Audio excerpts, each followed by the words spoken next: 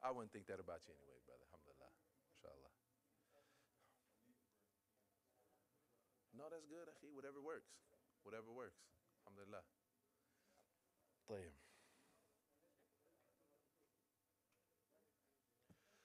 طيب. The tradition. Nah.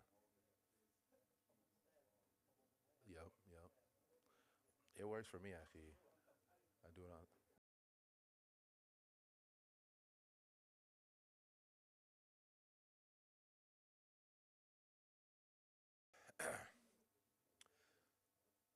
بسم الله الرحمن الرحيم إن الحمد لله نحمده ونستعينه ونستهديه ونستغفره. All praise and all thanks is due to Allah subhanahu wa ta'ala. We praise him, we thank him, and we beg his guidance, his forgiveness. ونعوذ بالله من شرور أنفسنا ومن سيئات أعمالنا. And we seek refuge and protection with him from the evil of our own souls, our egos, and from the evil consequences of our actions. من يهده الله فلا مضل له. And whomever Allah guides from his infinite mercy, there's none who can misguide him. وَمَنْ يُضْلِلْ فَلَا هَادِيَ لَهُ. And whomever he chooses to lead astray from his infinite wisdom, then there are none who can guide him. وَأَشْهَدُ أَنْ لَا إِلَهَ إِلَّا اللَّهُ وَحْدَهُ لَا شَرِيكَ لَهُ. And I testify that there's no God, there's no deity who is truly deserving of our worship except Allah alone and without partners. وَأَشْهَدُ أَنَّ مُحَمَّدًا عَبْدُهُ وَرَسُولُهُ. And I further testify that Muhammad, the son of Abdullah, is his servant and final messenger. يا أيها الذين آمنوا اتقوا الله حق تقاته ولا تموتن إلا وأنتم مسلمون. O you who believe, fear Allah, the fear that he is deserving of you, and don't you dare die except as Muslims, in a state of submission to his will. يا أيها الناس اتقوا ربكم الذي خلقكم من نفس واحدة. O humanity, fear your Lord who created you from a single soul, from our father Adam. وخلق منها زوجها. And then from him, Allah created his mate, his wife, our mother Eve, or Hawa. وَبَثَّ مِنْهُمَا رِجَالًا كَثِيرًا وَنِسَاءً. And then from them both, Allah subhanahu wa ta'ala populated the earth with many men and women. وَاتَّقُوا اللَّهَ الَّذِي تَسَاءَلُونَ بِهِ وَالْأَرْحَامِ. And fear your Lord through whom you ask for mutual rights, and never cut the ties of family. إِنَّ اللَّهَ كَانَ عَلَيْكُمْ رَقِيبًا. Because indeed, Allah is always a watcher over you.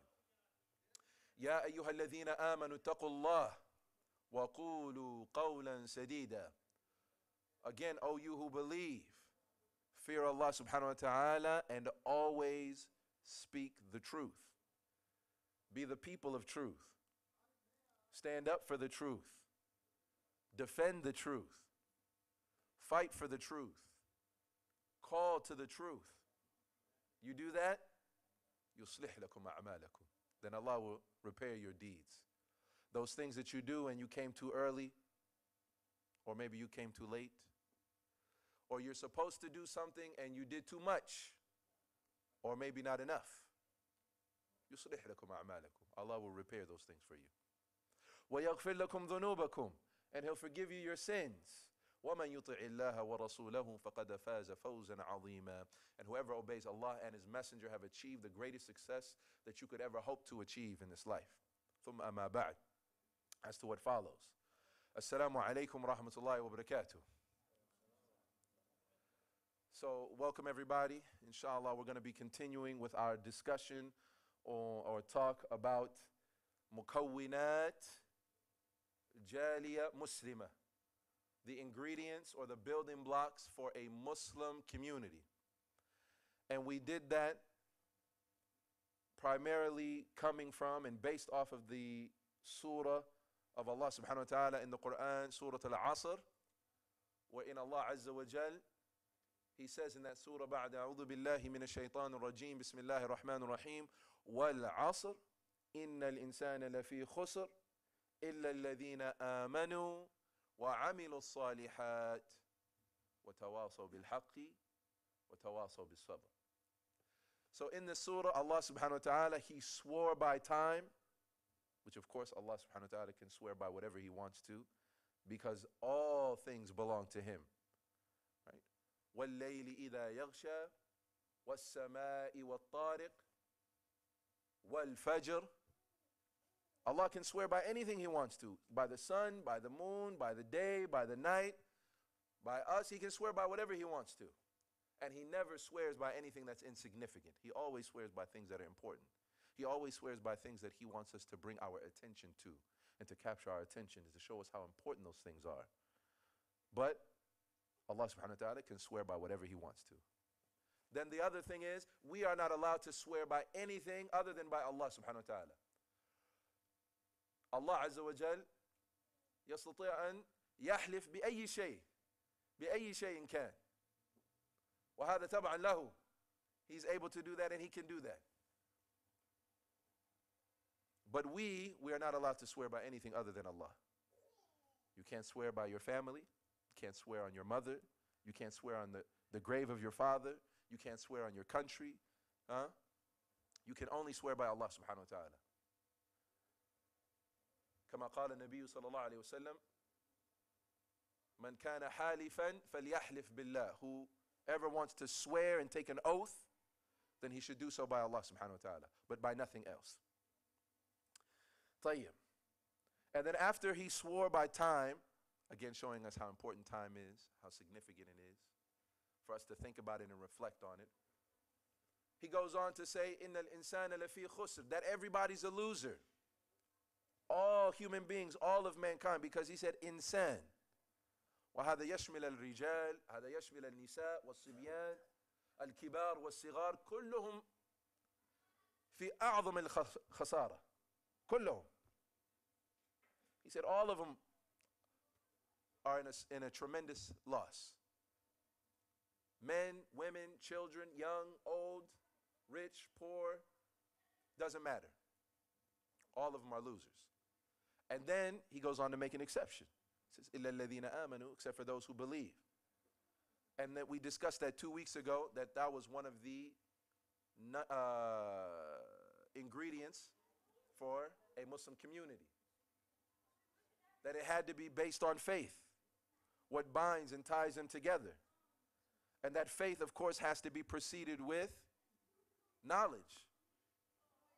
And how important knowledge to us as a community, that there's not just the kids studying at madrasa on Saturday and Sundays, but that the mothers are learning the Quran, that the mothers are learning hadith and fiqh and aqidah, that they are also learning those things, and that the fathers are also learning those things, that they're also learning the Arabic language, that learning is an indelible part of our community, and it is a communal activity. Because all too often we see only two groups of people, in the masjid studying and learning. I want all of you right now, I want you to look over there at that wall. Look over there at that wall right now. You either see them, right? May Allah subhanahu wa ta'ala bless them and protect them. Allahumma ameen. Ya Jama'ah, say ameen. You see those ones, the elders in the community. You see them sitting. You see them reading Quran. You see them in the front row for the salah. You see them here at Fajr. You see them when there's a halaqah, when Sheikh Bashir comes, and when a visiting Sheikh comes. You see all of them. Are they not all there, Sheikh? They're always there. But do you see the fathers there? You don't see the fathers there. Do you see the mothers there? You don't see the mothers there. Do you see the college students there? You don't see the college students there. Do you see the newly married couples? You don't see the newly married couples there. The brother who's got a business? All too often you don't see them there. And for that reason we said that that is a cause of strife and issues and problems between the community, because what we know about Islam and what we understand about Islam is all different, because we're not all learning. Because there are two primary sources that all of us have to go back to. So we should all be drinking from the same well. We should all be drinking from the same well. Yani, the book of Allah. There's only one book. There's only one kitab. There's only one Quran.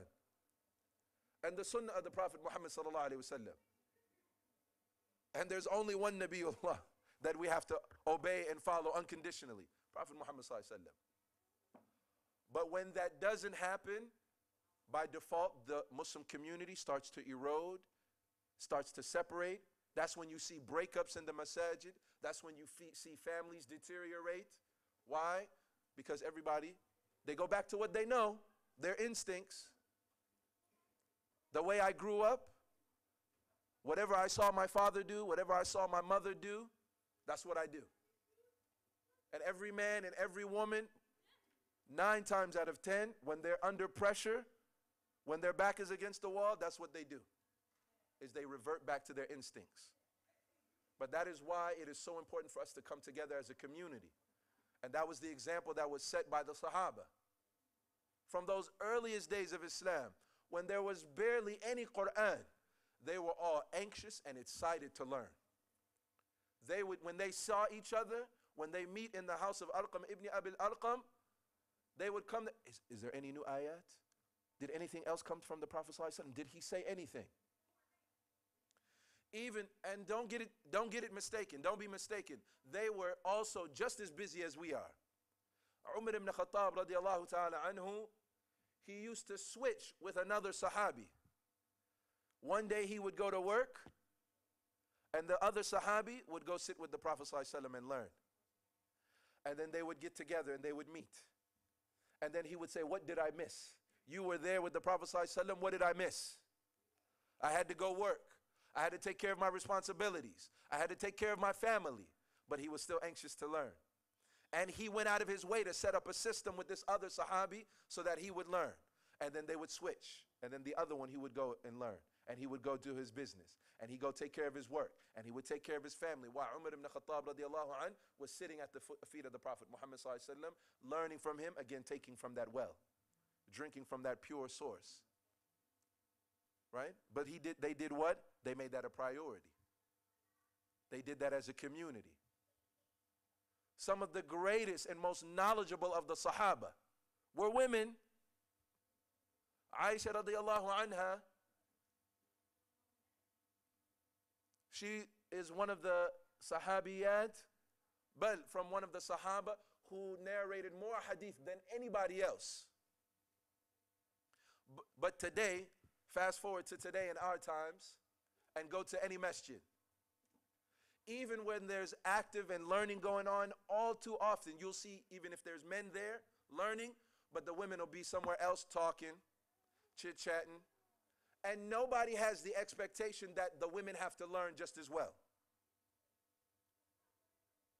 There will be classes for men, and all too often in many of the masajid in our community, there will be nothing for women.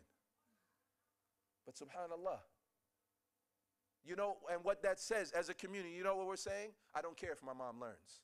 If we don't do that as a community. That's what the message is. I don't care if my sister learns. I don't care if my daughter learns. I don't care if who might potentially, the sister might be your wife. Any man in here, wouldn't you want your woman, your wife, wouldn't you want her to be learned in Islam and to learn and to know some basics? That's going to be the mother of your children. Don't you want her to know certain things about Islam? And if we all say that, then we have to make it a communal activity, that there's something for the men and for the women. But I digress, because that's what we talked about in the first week. That's what we talked about in the first week. And we said that that is the root cause of so many problems in our community. And then the second week was what? That we gotta put our money where our mouth is. Once you start learning, once you start increasing in knowledge, once you start growing, once you start developing in your knowledge and your understanding, and how much Quran you know, and how many hadith you know, and how many books you study, and fiqh, and workshops that you would take. Once that starts increasing, your actions, whatever you learn, whatever you know, you have to practice, which is also another huge, huge problem that we have in our community. I guarantee you, if I ask everybody in here, is khamr haram? Everybody knows.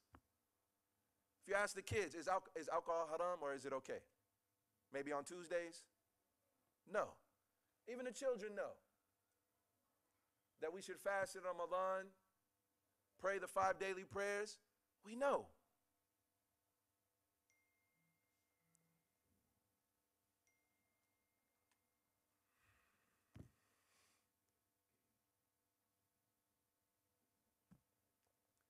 All of us know this. But the problem is application. Us practicing what we know, the knowledge that we have, that we implement that knowledge. How is it a problem? One of the greatest ways that we see a lack of application, a lack of actions. How do we know that's a problem? One of the ways that we see it in the kids.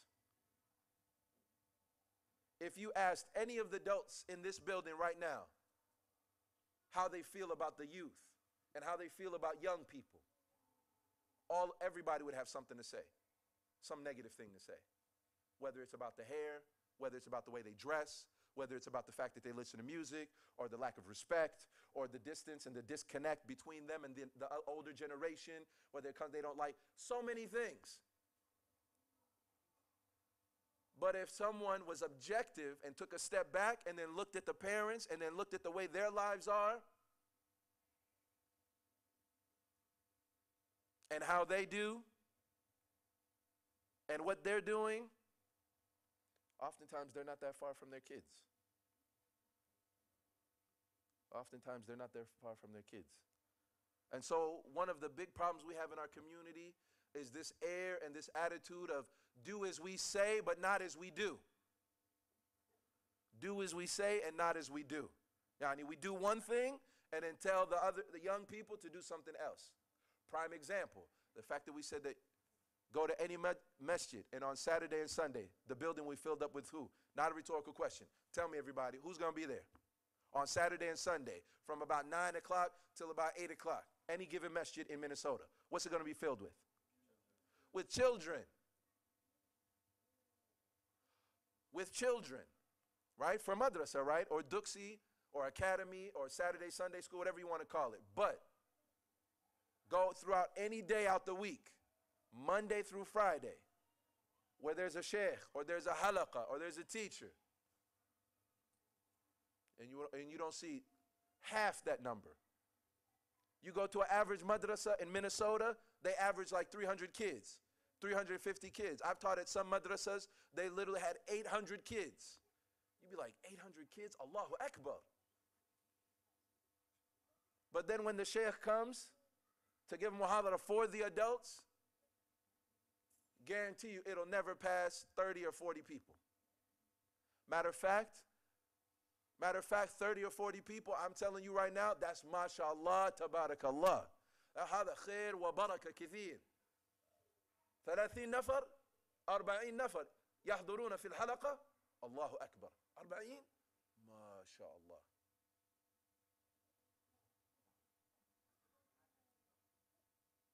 كاد أن يقول والله هذا ممكن معجزة. You can say that's almost like a miracle. 40 people, 50 people, but you don't even get half of that. So what happens is the parents are sending one message to the kids and doing something else. And Allah subhanahu wa ta'ala says, Ya ayyuha alladhina amanu lima taquluna ma la taf'alun kabura maqtan 'inda Allahi an taqulu ma la taf'alun. Oh you who believe, why is it that you say one thing and you do something else? Hated and despised is it by Allah subhanahu wa ta'ala that you say one thing and you do something else entirely. Allah hates this. And you know what? So does everybody else. Nobody likes that. No kid likes it. No wife likes it. No husband likes it. Nobody likes that.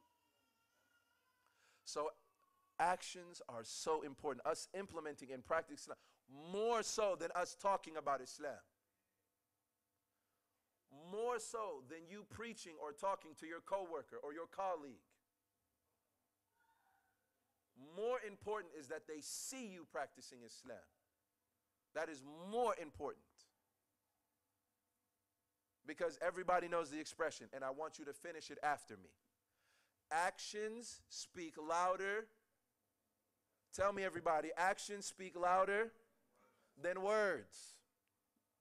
Actions speak louder than words. And I guarantee you, brothers and sisters, anybody who has any sense and he's anywhere near the fitrah, when you tell him about Tawheed and the oneness of Allah and that He created you and that nobody else is a creator except for Him, And if he's the one who made you and they agree with you on that, and you tell them, well, since he did that for you, you should only pray to him, that makes sense. Nobody's theological argument is better than Islam. I guarantee you. None of them. Nobody's. Everybody, every other religion, they have something off, something strange, something that it doesn't agree with the fitrah. Because it's not from Allah subhanahu wa ta'ala. And even if it was, then it's been changed and twisted, added to and subtracted over time. So the problem is not about the talking though, but people want to see. People want to see Islam more than they want to hear about Islam.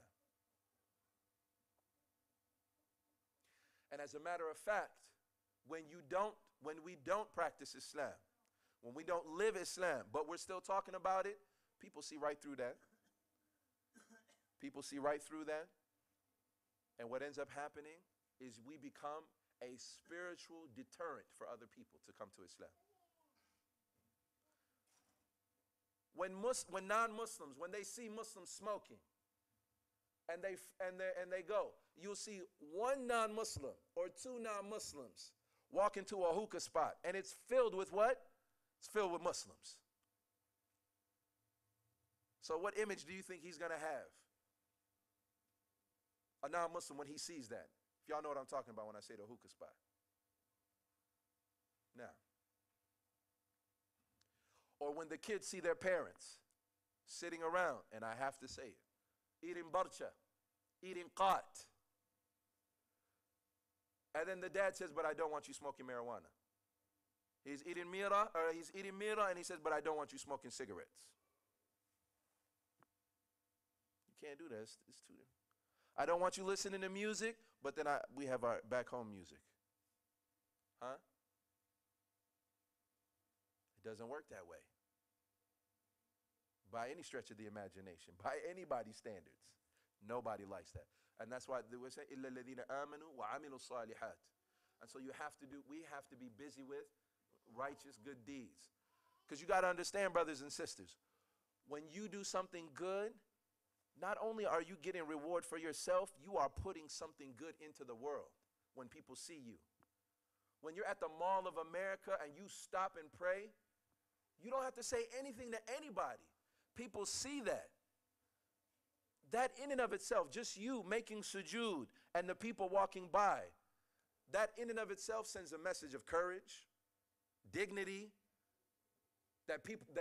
whoever those people are, for them to do that at the mall when everybody else is thinking about money and buying stuff and buying products and perfume and Jordans and shoes and video games, y'all stop and pray here? Y'all not embarrassed? You bent over like that? That in and of itself, you sending out a message without saying a word. You saying something to the people. And then on top of that, if you're a father and you do that with your kids, they'd be like, wow, look at that. Even the kids are praying. Even the kids are doing that. And when you do that with your wives or the women too, they're like, what, the whole family? You mean all of them do that? Not just like the men?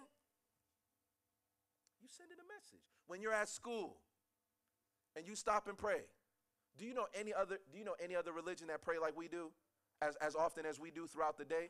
Even a devout Christian, he don't stop, get on his knees, put his face on the ground. Even a pastor ain't gonna do that. He might mention God all the time and he might pray and everything, and they pray a lot, but not like we do. Like, I gotta stop in the middle of work. That sends a message. Your coworkers see you, and you don't have to say anything to them, but they see you every day at 12:30. You get up, you stop everything you're doing. You're in the middle of a project, you're in the middle of a meeting, and you stop and get up, and they be like, yo, he's committed. Nobody tells him to. I don't know. All I see is his phone makes a weird noise, and then he just gets up and leaves and comes back after 5 minutes with water in his beard. Like, that sends a message. When you do that at school, and you know what everybody else is thinking about in school and college. Just listen what Brett Kavanaugh was doing. Yeah, we know what they're doing in college and high. I don't even know why they act like that was a surprise. I don't even know why they act like, oh, what? Rich white dude partying and drinking while he's in high school? What? Come on. They They know what's up. They all acting surprised and acting. They always act with double standards. I'm not saying what he did is okay at all whatsoever. Please don't get that. But them acting surprised like they don't know what their sons be doing in high school and college. Like that's not an epidemic problem all over the United States. Come on. They know what's up. But then here you come. A Muhammad, a Khalid, a Fuad. And when everybody else is getting sloshed and they join in a fraternity and you're like, nah, I'm good. And every time Salat come and they're like, hey, you want to go, we about to go hit up the club. And you're like, nah, I'm good. I got some other stuff I got to do. They're like, what is he doing? Why? Every time he going. From your actions without you even saying, before you even say anything. But again, that's what we talked about last week. So then what we want to talk about this week now. Then Allah subhanahu wa ta'ala goes on to say, وَتَوَاصَوْا بِالْحَقِّ. And what that means, it means to cooperate. It means to collaborate. It means to work together. Work together with what? Or on what? Bil-haqqi. On the truth. On righteousness. On goodness. Now there's a lot of different reasons why people come together. Some people come together for money. Right? And in certain times and places, that's okay. Right? You might have a business partner. Right? You come together with a company. You come together with a business idea, entrepreneur. There's a time and a place for that. People come together for, right, a cause. There's a time and a place for that. Some people come together for family. Sometimes they come together because of ethnicity. Also, there's a time and a place for that. That's not bad. That's not wrong. It's not wrong at all. That makes all the sense in the world that he's from a particular ethnicity and he's concerned and cares about his peoples. Because who understands them better than him or her? Who understands them better? That's the sunnah of Allah. If you look at it, every time he sent a prophet, he sent a prophet from the people from his people. He didn't send somebody from outside. The Prophet Muhammad sallallahu alaihi wasallam, he's from the Arabs. And so initially when he first came, he was with his people. And Musa alayhi salam, who was he talking to? Bani Israel. Who is he from? He's from Bani Israel. And Harun and Isa alayhi salam and Dawood and all of the other prophets. That makes sense. But there's a time and a place for that. There's a time and a place for that. But what we're talking about right now are the building blocks of a Muslim community.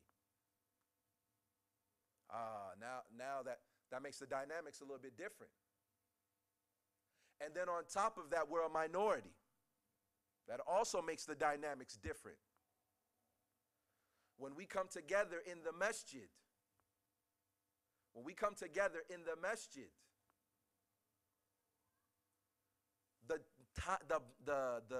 the force, the thing that pulls us together, that binds us together, the primary force has to be Iman. It has to be La ilaha illallah Muhammadur Rasulullah. Because you know why, brothers and sisters? Somebody might be from your ethnicity. They might look like you. They might speak the same language as you, have the same culture as you. But what if they leave Islam? What if they're atheist? Now what? Then the tie and the bond, right? They've cut that tie and that bond. But you still got to be bonded with someone else who says, La ilaha illallah Muhammadur Rasulullah. I'm going to tell y'all right now, if my brother, if he left Islam, may Allah subhanahu wa ta'ala protect him and me. Allahumma ameen. And everyone here. Allahumma ameen. But if my own brother left Islam, you are closer to me. And you are closer to me. And you are closer to me if my brother left Islam. And I got 3 brothers. If my daughter, and I have 2 daughters, and they're in here right now, if they grew up and left Islam, may Allah subhanahu wa ta'ala protect them, but if they left Islam, if you had a daughter and she says, La ilaha illallah Muhammadur Rasulullah, I'm not saying I'm alleviated from having to make da'wah to her, extend them, that she still has family rights on me, but someone who says, La ilaha illallah Muhammadur Rasulullah is closer to me. And that is what we have to understand, brothers and sisters. That has to be what binds us together. And so now, when we say tawasaw bil haqqi, that's what we have to be coming together on. And so when the ulama, when they explain this, they said it means making da'wah. Calling to La ilaha illallah Muhammadur Rasulullah. And what does the word da'wah mean? Does anybody know what that word means? Farhan. Farhan. What does that word mean? Da'wah. Not sabr. Da'wah. Huh? Calling people out? Putting them on blast? No, that's not what it means. What's that? Invite to. To give an invitation. Da'a yad'u da'wah. It means to give an invitation. And you can call it to good, you can call it to bad, you can call it all kinds of things. Just go on social media, just go watch the news. You got all kinds of things that people are calling to. All kinds of things.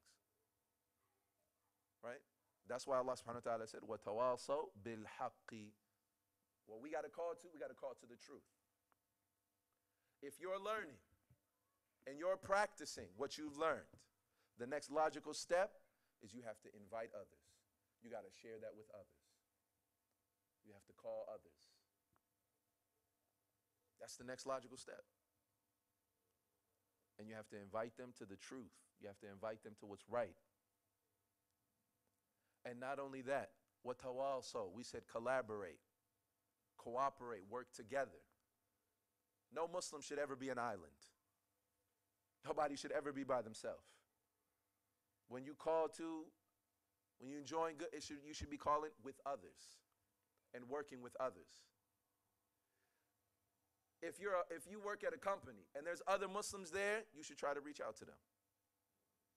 They might respond, they might not, but you got to reach out. If you're at a college or a university and there's an MSA and there's other Muslims there, you got to reach out to them. You got to be with the Muslims. So you have to, because that's a command from Allah subhanahu wa ta'ala. And he said you're a loser if you don't. You can't be by yourself. None of us can survive here on our own. And look at it. The Prophet Muhammad sallallahu alaihi wasallam, did he do it by himself?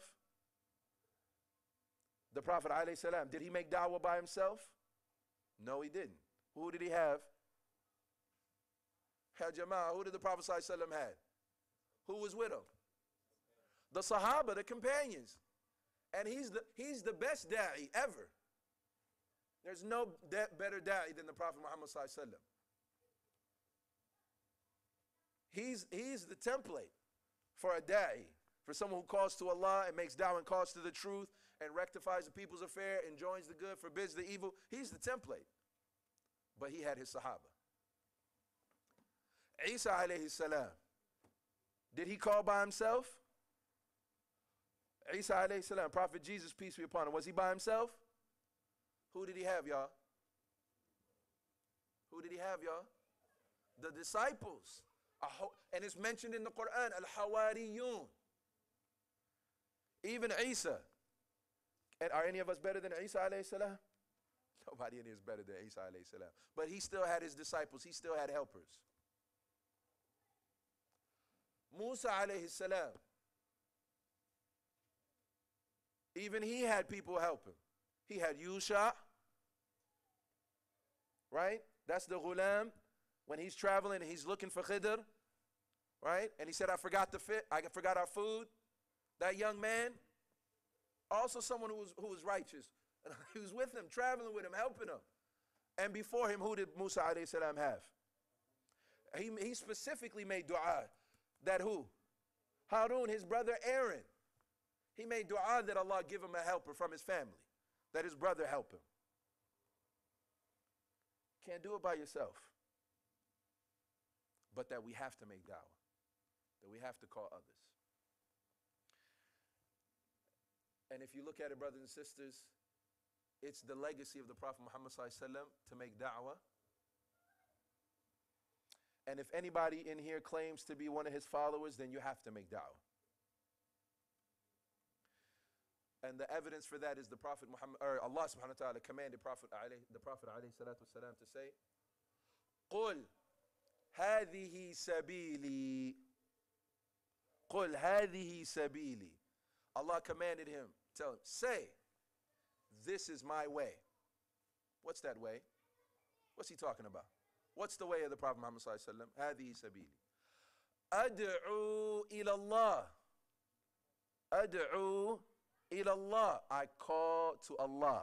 I invite to Allah. And notice he didn't say I invite to the Quraysh or al-Arab. He didn't say he didn't even say I invite to me. He didn't say I invite to my anything else. He said ad'u ila Allah.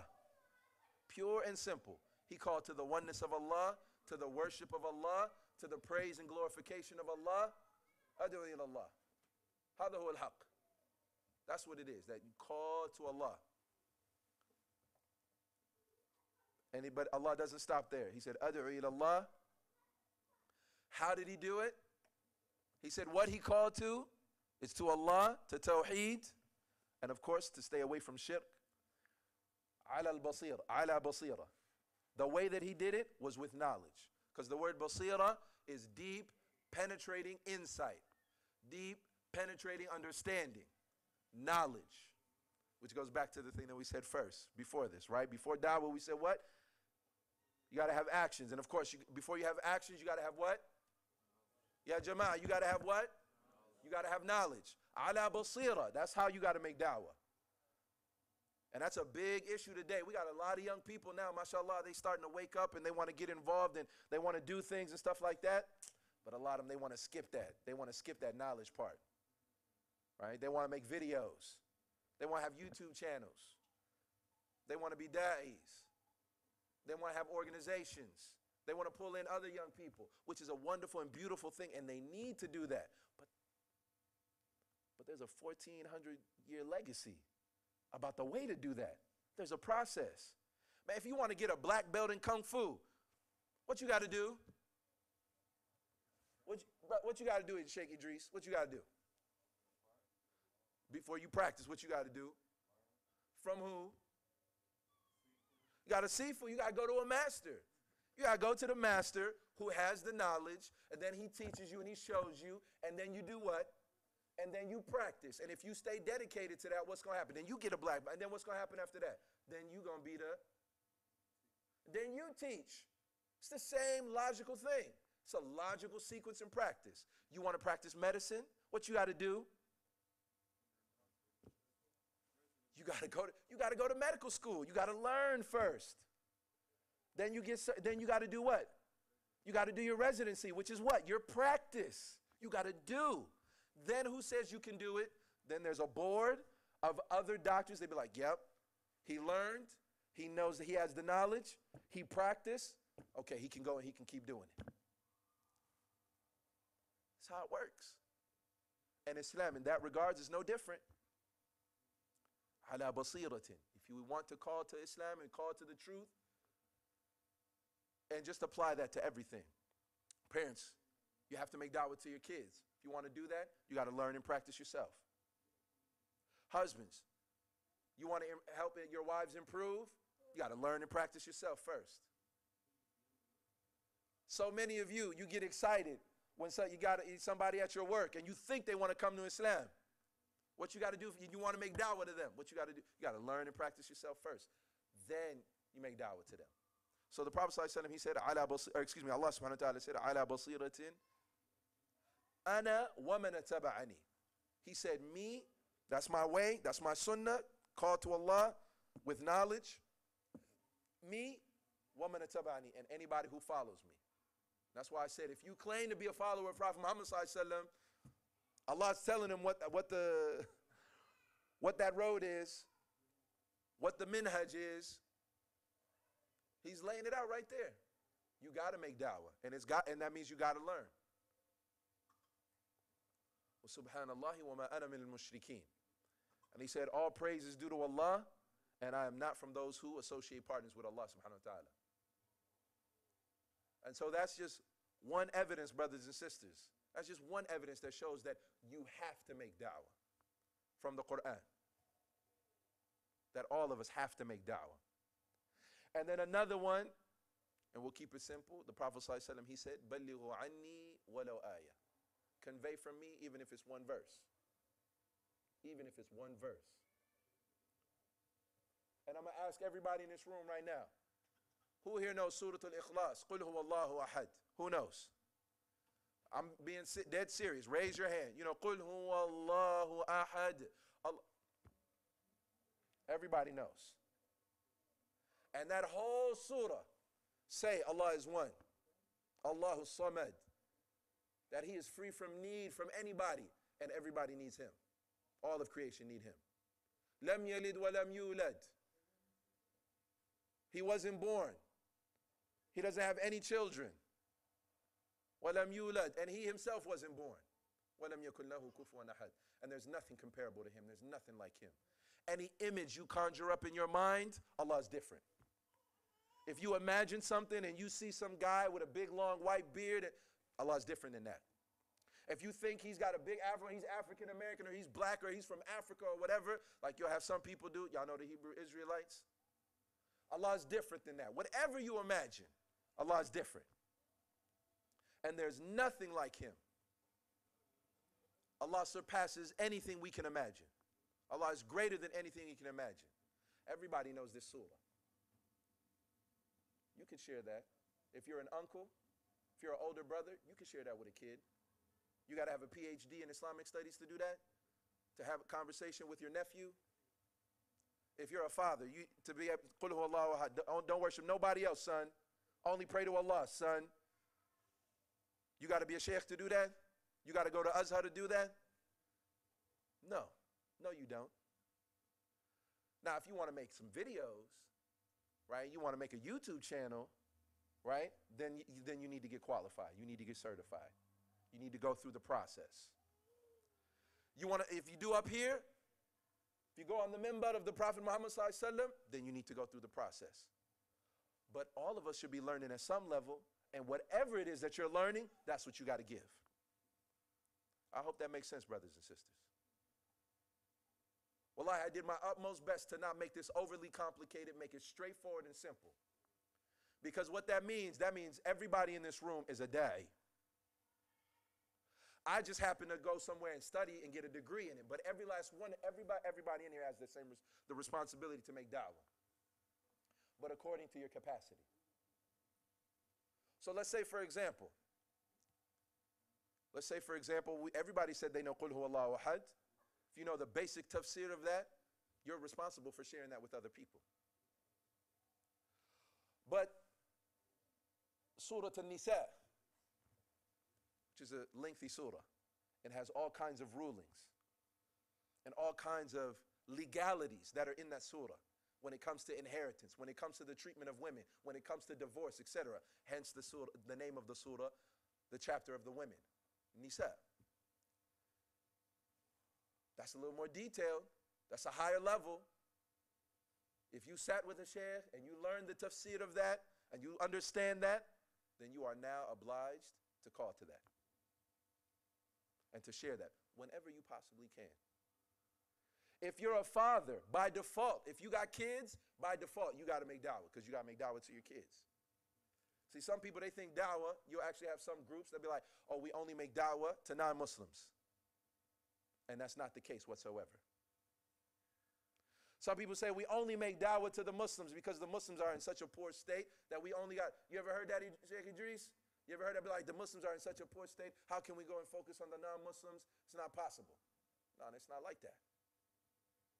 Allah subhanahu wa ta'ala said, وَجَعَلْنَاكُمْ أُمَّةً وَسَطًا. We made you a balanced nation. So if you're a father, you got to make da'wah to your kids. If you're a co-worker, you got to make da'wah to your co-workers too, to your capacity. And it's always, do we have to call to? We have to call to La ilaha illallah Muhammadur Rasulullah. Ad'u ilallah. Not to nationalism. Did y'all hear me? Not to nationalism.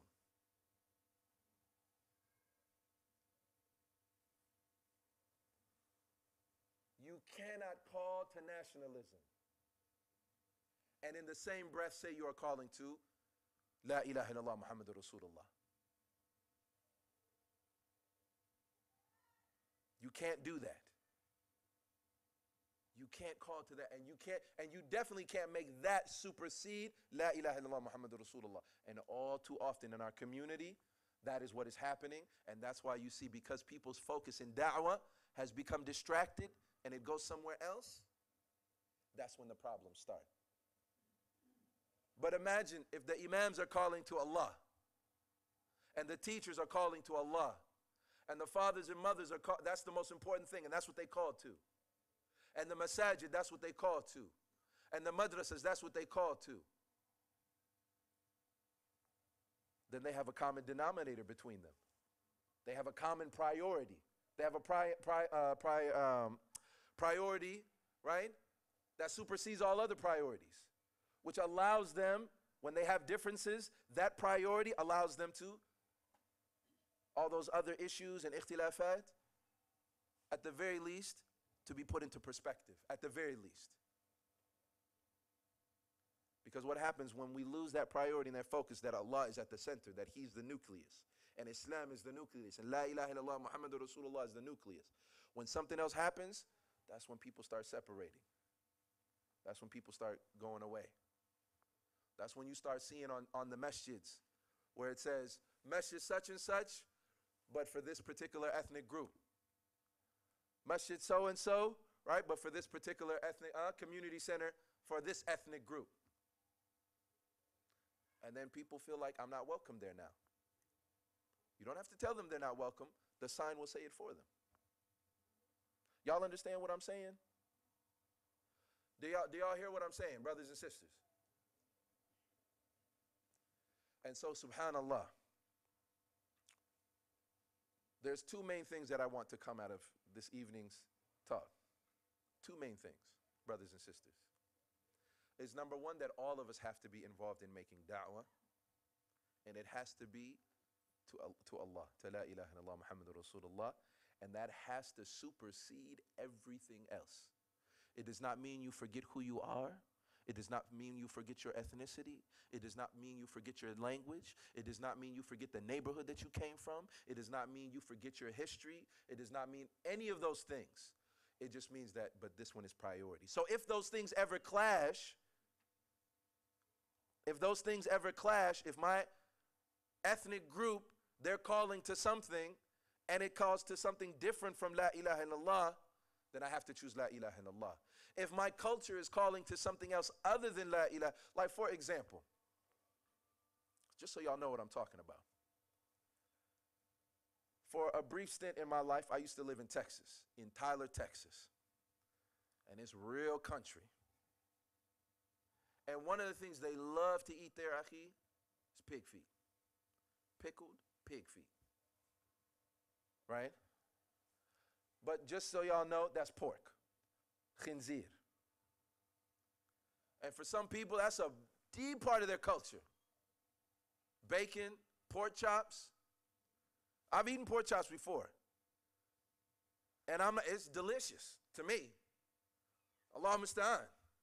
Bacon, it's good. Allah musta'an, astaghfirullah. I was a kid. I didn't know no better. Hot links, Allah musta'an. And for a time, that was the culture I was coming up in. But khalas, Islam says you can't do that.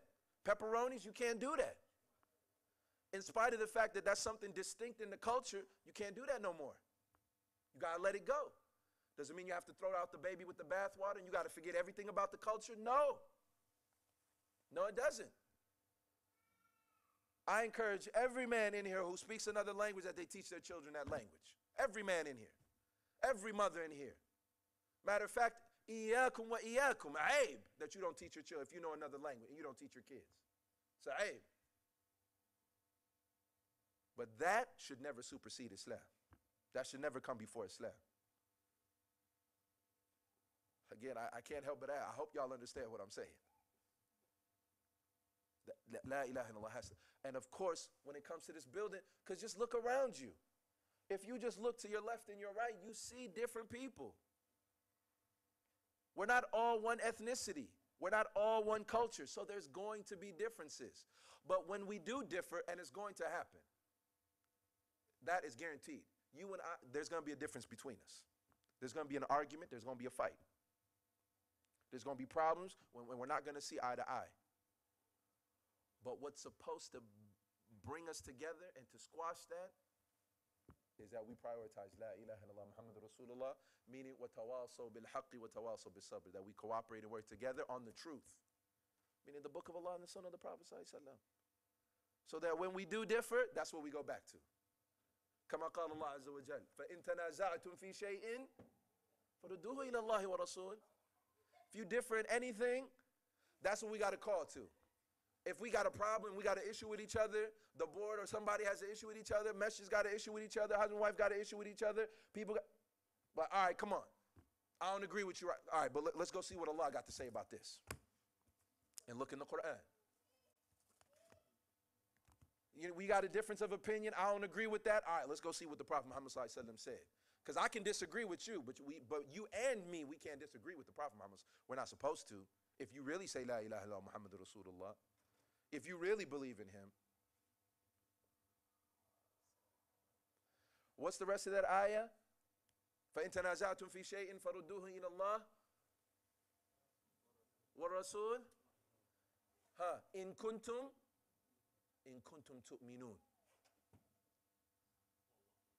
ذَلِكَ خَيْرٌ وَأَحْسَنُ تَأْوِيلًا. If you're really a believer, that's what's deep about that. What I'm telling you right now, this is not like optional or maybe if we want to. This is, Allah subhanahu wa ta'ala said, if y'all differ in anything, you would have to call people to. For the duhi Allah. You have to call people, make da'wats. Okay, let's go back to Allah, everybody. Come on, let's go. Let's go to Allah. Wa Rasul. In kuntum tu'minun. If it is that you are truly believers. If you're really telling the truth, when you say, I'm a Muslim, and you really telling the truth, and you say, La ilaha, that's what you're going to do. That's better for you, and that's a better understanding and interpretation. And it's better than anything else. Because what happens is, brothers and sisters, when you don't do that, this is what the consequences are. If you are not actively learning, and you are not actively practicing, and you are not actively calling to Islam, eventually, in the hearts of the people, it becomes weaker and weaker. Those fathers who aren't actively learning and practicing, and mothers, it will become weaker in their children. And then, of course, they're going to grow up with a weaker Islam. What do you think is going to happen? Do you think they're going to be proud and go and want to make da'wah to their classmates and the people when they grow up? No. Probably not. And then as a community, what's going to happen? Less and less people come to the masjid. It just becomes weaker and weaker over time, over generations. And you know what happens? That's what emboldens people, right, to say, when they see us come pray at the masjid, that it emboldens them to say, like, go back to where you came from. We should be preempting them before they even dare say something like that to us. We should already be telling them about Islam. We should be inviting them, calling to them. But if we don't, right, the community shrinks, community gets weaker, right? And that only emboldens other people, right, to look at us with an eye like y'all are the other. Y'all ain't no real community. What y'all doing? Y'all go in this room that it ain't got no windows. Y'all don't talk to nobody. Y'all don't say nothing to nobody. Why y'all even here in the community? I wonder right now if they got rid of the masajid in South Minneapolis. I wonder if South Minneapolis would even care. Not the politicians who are, who want to, right, to look good. And so they say we care about our Oromo brothers and we care about our Somali brothers and we care about our Muslim brothers. I'm not talking about those guys. But the people in the neighborhood, like those Native Americans, would they even care that we was gone? Do they even know that we're here?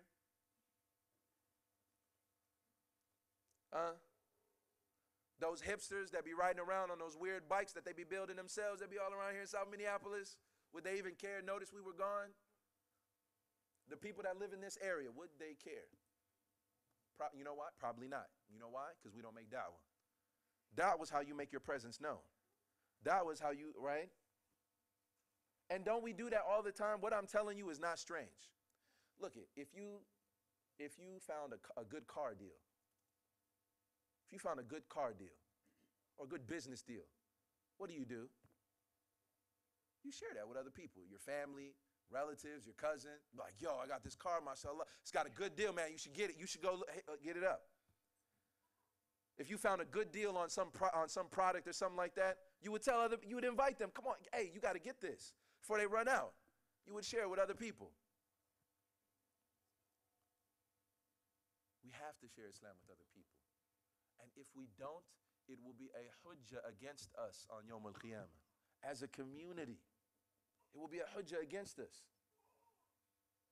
Those people that we look at that are walking outside, that, sometimes Muslims look at them as if they're dirty and filthy. Those people that we look at and be like, those Medu people, astaghfirullah, and those Adan people, and those kuffar. On Yawm al-Qiyamah, you work for 10 years next to somebody named Jim, and you never told him once about Islam, you never made da'wah, he's going to come on Yawm al-Qiyamah for you. That classmate that you worked on projects with, you were there with him your freshman year, your sophomore year, you were in a cohort, and you ain't never said nothing once about Islam. You don't think they going to try to use that as an excuse? Oh, Allah. They're going to say, oh, Allah, this man, he didn't say nothing to me.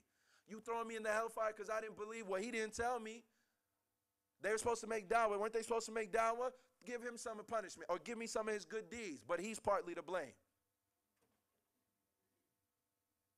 We have to make da'wah, brothers and sisters. We have to make da'wah. And we have to work together as a community to do so. I can't do it by myself. I know it might seem that way, right? Because I'm sitting up here by myself, and I don't have a bunch of people with me, right? But can a teacher be a teacher without students? You can. Can I even do this right here without the lights being on? Don't community members have to pay and do that? I didn't put the carpet here. I didn't make these pillars here. None of us can do that by ourselves. We all have to do that together. Everybody has a role to play. Every young brother in here, every young sister in here. Matter of fact, you know what people tell me all the time? They be like, MashaAllah, Sheikh Elias. دقيقة واحدة. ممكن? الله يبارك فيك. الله يرحم والديك. آمين. الله. طيب دقيقة واحدة. شكرا يا شيخ. الله يكرمك.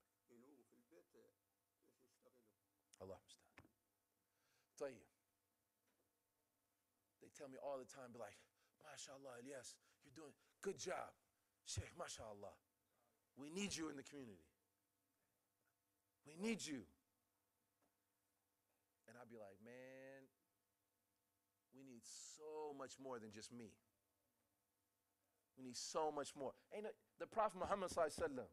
Do you understand what I'm saying? The Prophet Muhammad sallallahu alaihi wasallam. Not one Sahabi, not two, not four.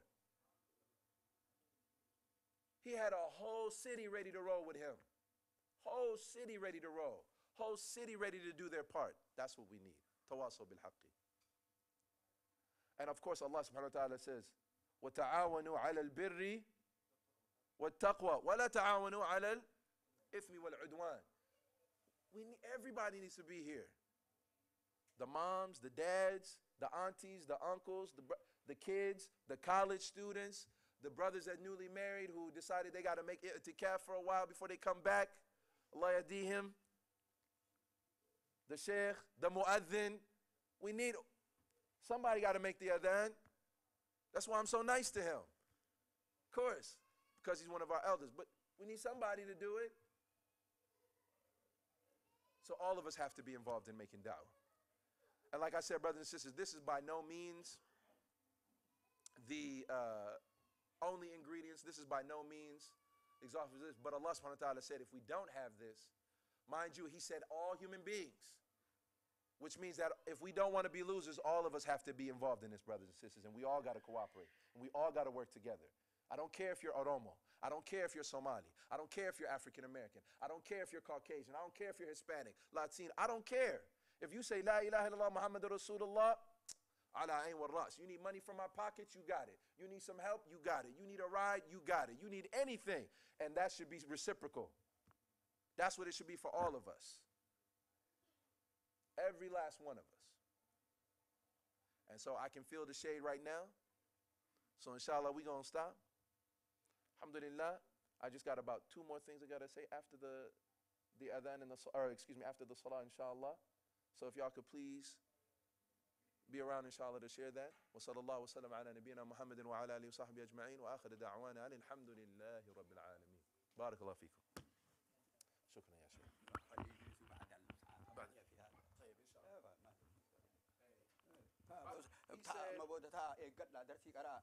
ya shaykh. He said the night is long. Y'all need to stay here after Isha. That's what he said.